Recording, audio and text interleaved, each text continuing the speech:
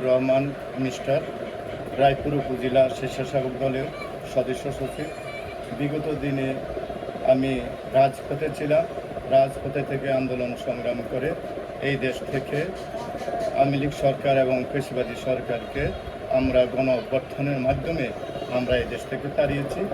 আমি 2024 সালের জুলাই মাসের 12 তারিখে আমাকে রাত 2 সময় ধরে নিয়ে যায়। সেখানে আমি 5 তারিখ দেশ মুক্ত হওয়ার পরে আমি 7 তারিখে আগস্ট মাসের 7 তারিখে জেল থেকে বের হয়ে আমি দেশ গঠনের কাজে লাগি এবং বন্যার্থ মানুষের পাশে ছিলাম।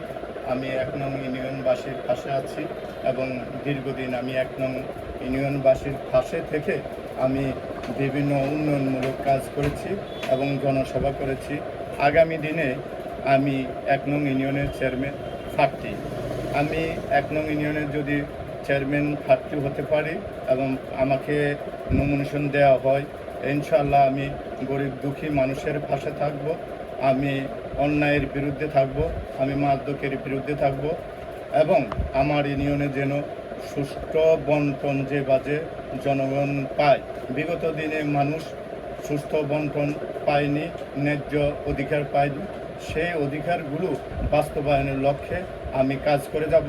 1 নম্বর ইউনিয়নকে আমি একটা মডেল ইউনিয়ন হিসাবে রূপান্তরিত করব যদি আগামী দিনে আমি চেয়ারম্যান এই ইউনিয়নও হতে পারি। ইনশাআল্লাহ আমি 1 নং ইউনিয়নবাসীকে জানাই আন্তরিক শুভেচ্ছা ও অভিনন্দন। আগামী দিনে আমি 1 নং ইউনিয়নবাসীর পাশে আছি। ইউনিয়নবাসী যেন আগামী দিনে আমার পাশে থাকে।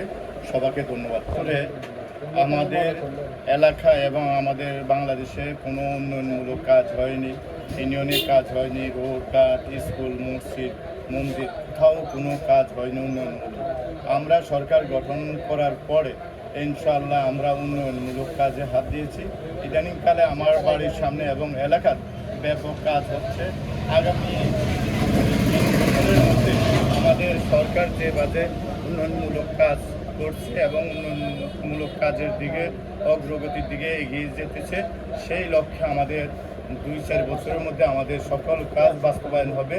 এবং আমরা ইদানিংকালে আপনারা জানেন মাদকের বিরুদ্ধে আমাদের সরকার জিরো টলারেন্সে আনার জন্য অঙ্গীকার করেছে। আমরাও সেই লক্ষ্যে বাস্তবায়ন করার লক্ষ্যে আমরা কাজ চালিয়ে যাচ্ছি এবং আমাদের ইতিমধ্যে অনেক জায়গায় দরপাকড় চলছে এবং যারা ইয়াবা গাঁজা ব্যবসা করে তাদেরকে জেল হাজতে আমরা দিচ্ছি এবং জনগণের পাশে নিয়ে আমরা সচেতনা সৃষ্টি করছি। আগামী 1 বছরের মধ্যে ইনশাআল্লাহ জিরো টলারেন্সে আনতে আমরা সক্ষম হব।